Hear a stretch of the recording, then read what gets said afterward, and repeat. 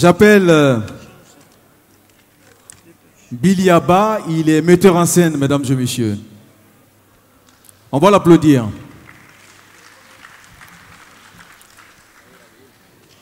J'appelle Adèle Camara, journaliste, reporter, présentatrice à la RTG, on va l'applaudir. Oui, bon. Alors, madame va s'installer. Merci à tous les deux. Vous êtes des modèles de réussite. Alors, l'objectif de ce plateau est d'influencer les jeunes dans la salle. Des jeunes qui sont dans le starting block, donc on va dire qu'ils sont sur une ligne de départ, mais qui ont besoin de quelques recettes. Et ces recettes ou des éléments de cette recette sont à retrouver dans vos différents parcours. Et c'est pour cela d'ailleurs, tout en vous remerciant, je vais commencer par Adèle. Vous allez nous donner l'étendue de votre parcours pour que ces jeunes dans la salle puissent en tirer quelques éléments de motivation.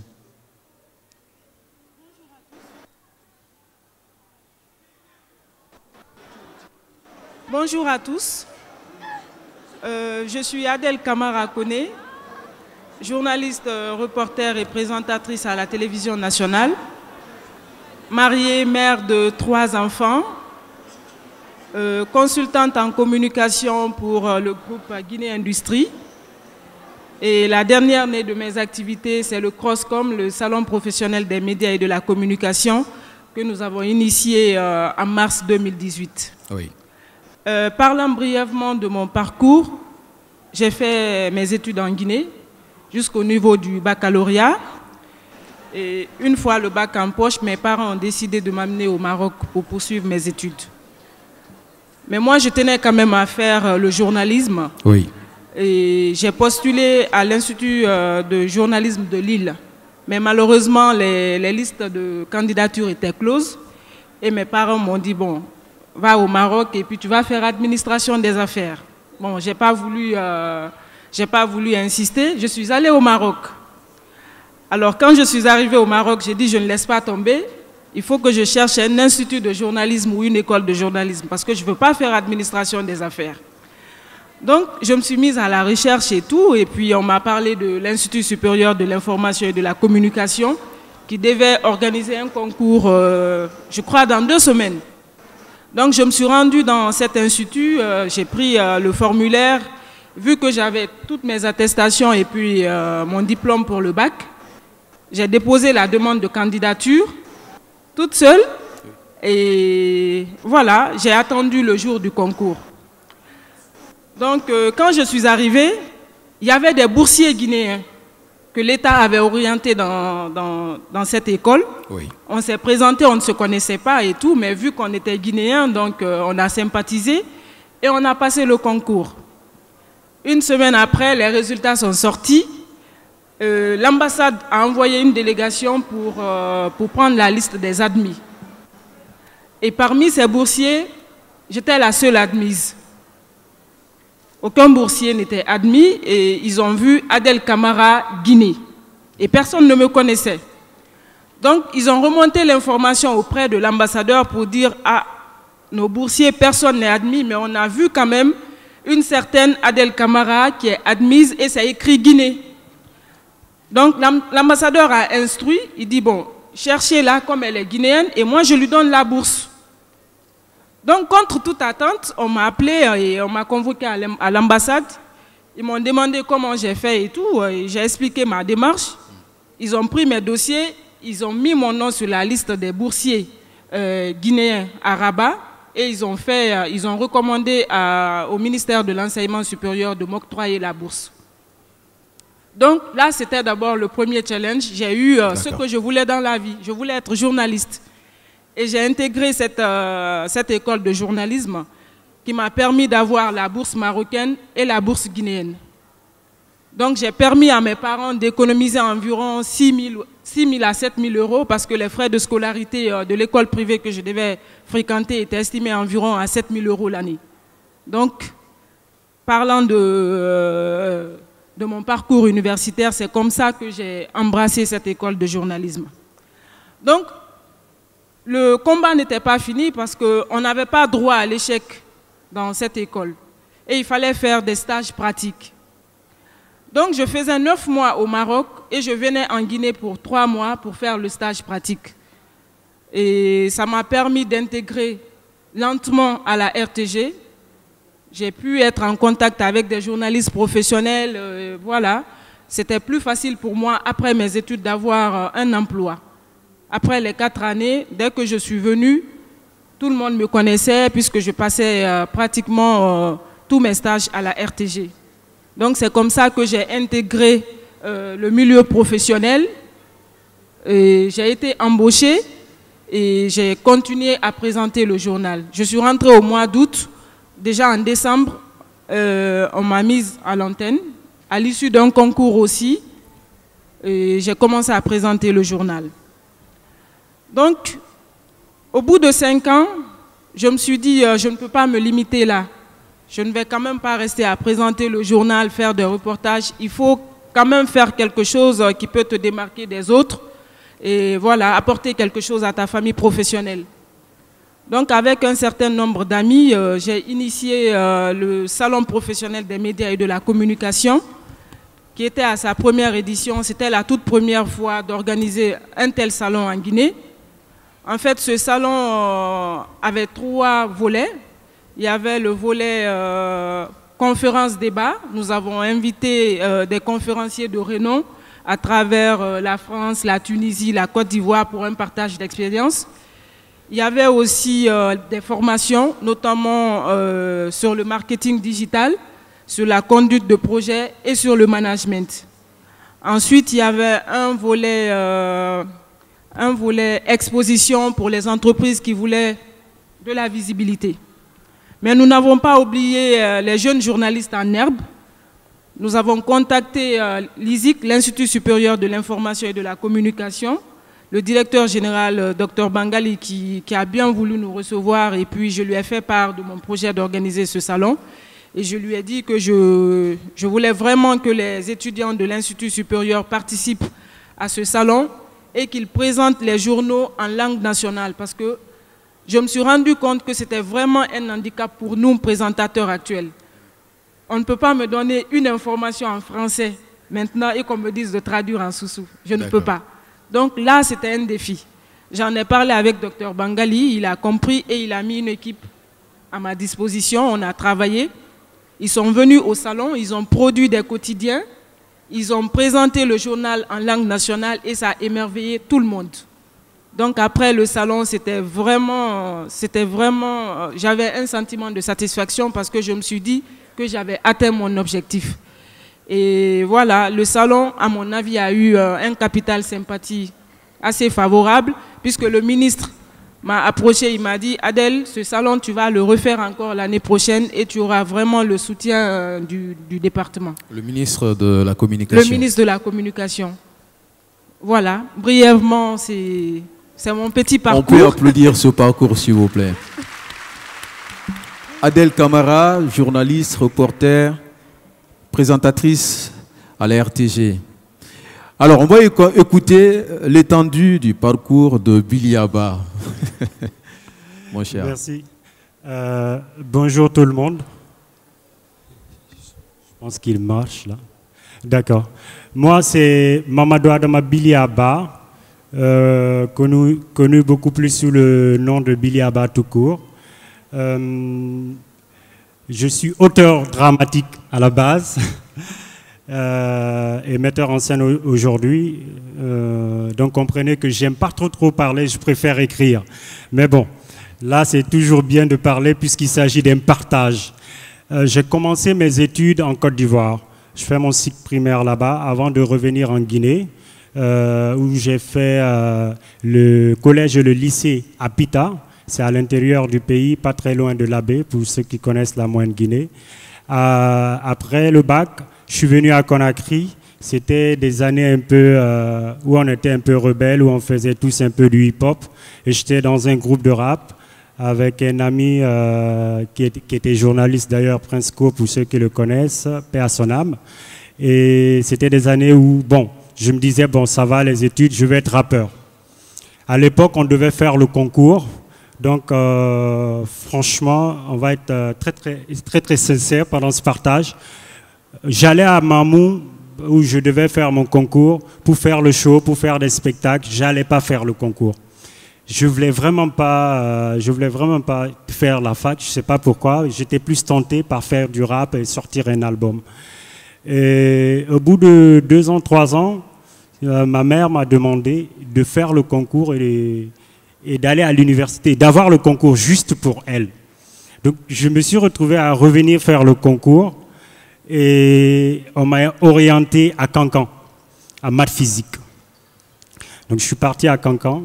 Au bout de 2 ans, j'ai arrêté. Je suis revenu à Conakry. J'ai sorti mon album, ici même, dans cette salle. Et après, je me suis retrouvé animateur radio à Nostalgie qui venait d'ouvrir.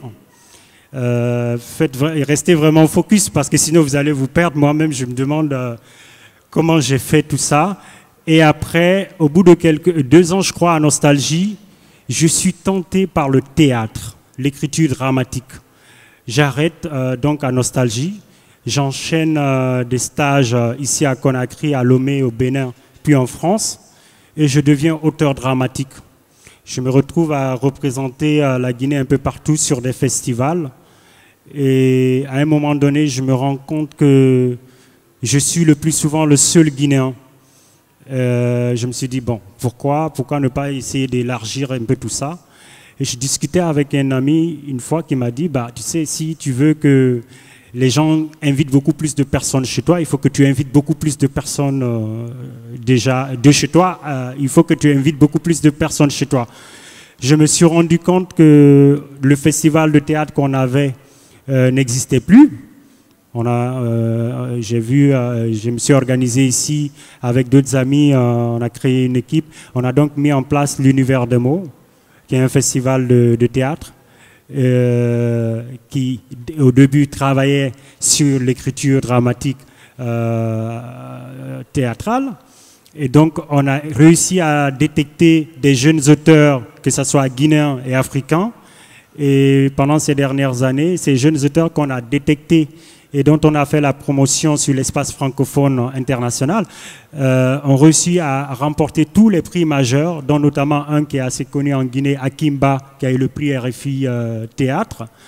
C'est comme ça qu'on a mis tout ça en place. Donc, à un moment donné de ma carrière, je me suis dit, bon, peut-être que je ne devais pas vraiment continuer très très loin mes études. J'ai fait sciences maths et je me retrouve en train d'écrire du théâtre. Pourquoi j'insiste sur ce fait? Je reviens un peu en arrière. C'est parce que je me suis rendu compte que tout ce que j'ai eu à faire sur mon parcours me sert dans le métier que je fais aujourd'hui. À chaque fois, il y a des gens qui me disent « Mais toi, tu es auteur de théâtre, tu dis que tu as fait maths physique. » Bah oui, pour écrire une histoire, c'est faire des déductions de logique qui, pour les étudiants en maths, savent que quand on parle de raisonnement, de déduction, tout, on est vraiment en mathématiques. Donc je me retrouve en train de me servir de mes procédés mathématiques pour écrire mes textes de théâtre.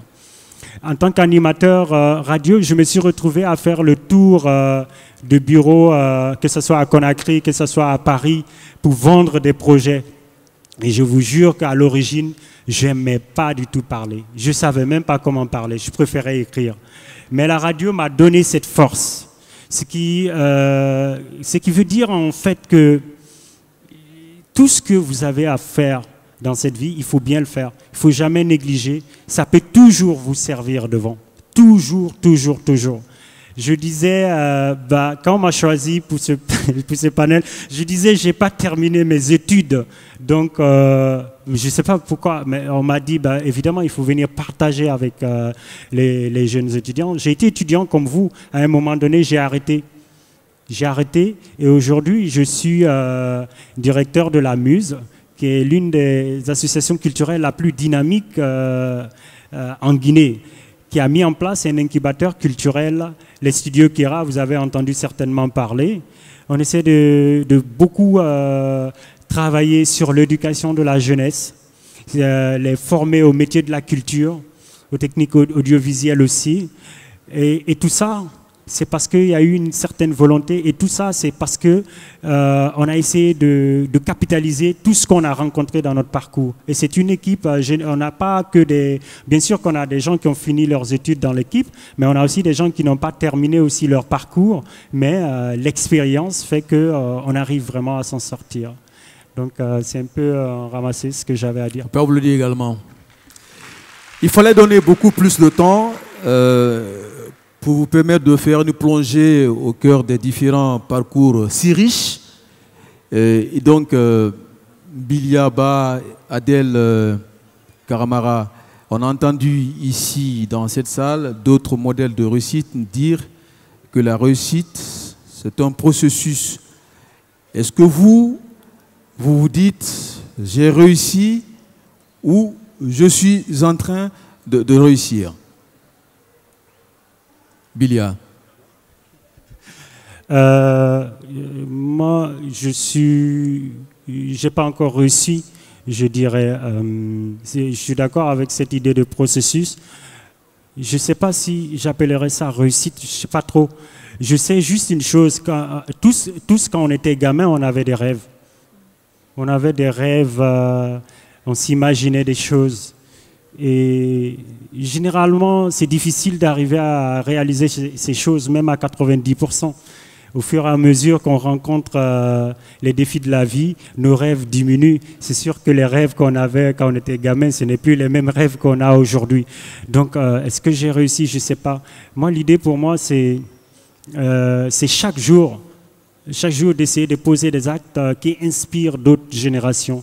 Des actes qui peuvent inspirer d'autres générations, ma génération, d'autres générations, tout. Donc oui, je suis d'accord que c'est un processus et c'est jamais accompli. Je pense que c'est jamais accompli.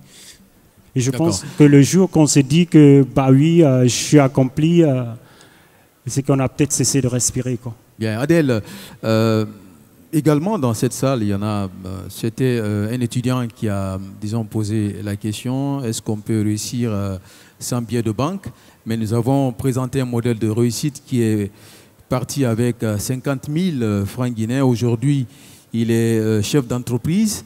Alors, vous également, c'est une ressemblance parce que quand on fait la lecture de votre parcours, l'argent a une petite place. Comment vous pouvez expliquer à tous ces étudiants qu'on peut effectivement réussir sans argent? Moi, je pense qu'on peut réussir sans argent. Il suffit d'être déterminé, de savoir ce qu'on veut dans la vie. Moi, depuis toute petite, je savais que je voulais être journaliste. Mes parents ont essayé de détourner mon trajet, mais j'ai dit non. J'ai dit non, je suis allée au Maroc, j'ai cherché une école de journalisme, je me suis battue toute seule et j'ai eu l'école. Quand j'ai appelé ma mère pour lui dire j'ai eu mon concours pour l'ISIC, elle m'a dit « Adel, tu es téméraire ». Je me rappelle encore sa phrase. Donc c'est pour dire que la chance, c'est au bout de l'effort. Il ne faut pas lâcher prise, il faut suivre ses ambitions, il faut suivre ses rêves. Est-ce qu'il arrive que le succès se retourne contre vous quand on réussit? Est-ce que la gestion du succès peut parfois amener celui qui a réussi de descendre de son succès vers l'échec? Est-ce que c'est possible? Dans quelles circonstances? Expliquez-nous, est-ce que c'est possible? Bon, moi je pense que tout est question d'idéal et d'organisation. Vous savez d'où vous venez. Le succès, on ne l'acquiert pas comme ça.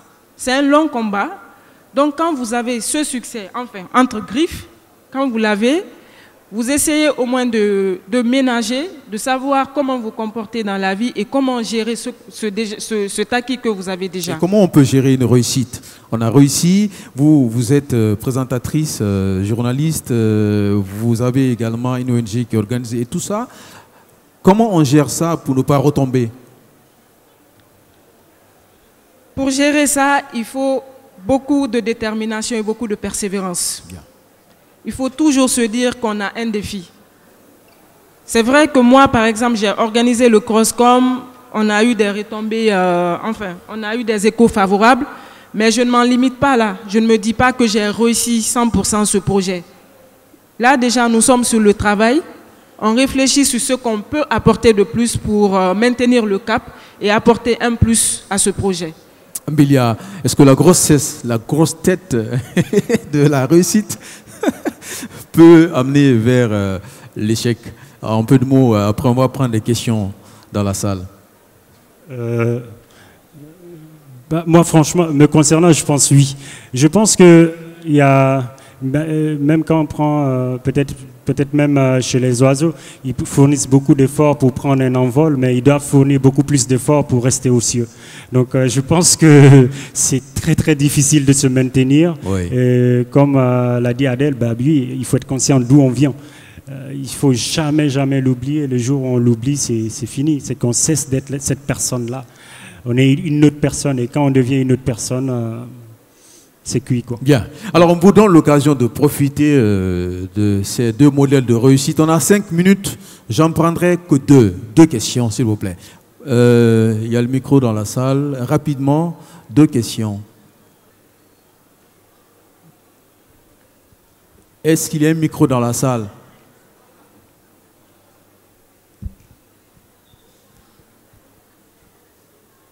Alors, j'ai moins de 5 minutes.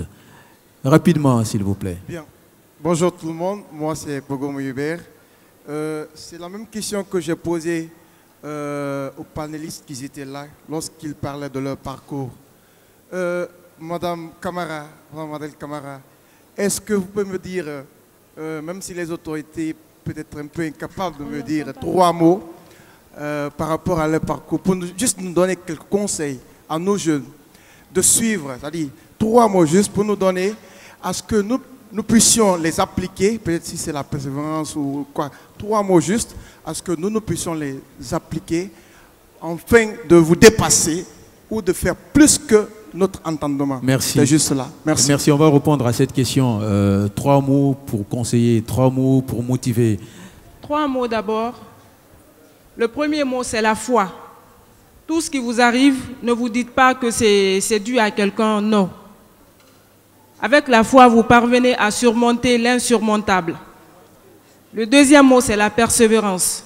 Quand vous voulez atteindre un objectif, quand vous vous fixez un objectif, essayez de l'atteindre. Et le troisième mot, je dirais que seul le travail paye. Ouais. Voilà. Alors, la troupe de l'université de Kindia se prépare. Et la même question pour Bilia. 3 mots pour conseiller, amener les étudiants à réagir tout de suite et dans la salle. Après le FEG, allez, on se met à travailler vers le... Déjà, je vais prendre 2 mots chez Adèle, c'est-à-dire le travail et la persévérance. Et le courage, quoi. Le courage, ouais. Ouais. D'accord. La dernière question, s'il vous plaît. Le micro, à quel niveau? Merci. Moi, je voudrais poser une question à M. Bilia. Est-ce que le fait de ne pas avoir terminé vos études constitue des fois un handicap pour vous dans votre, dans votre ascension ou bien dans votre carrière professionnelle? Vous avez compris? Oui, allez-y. Non, jamais.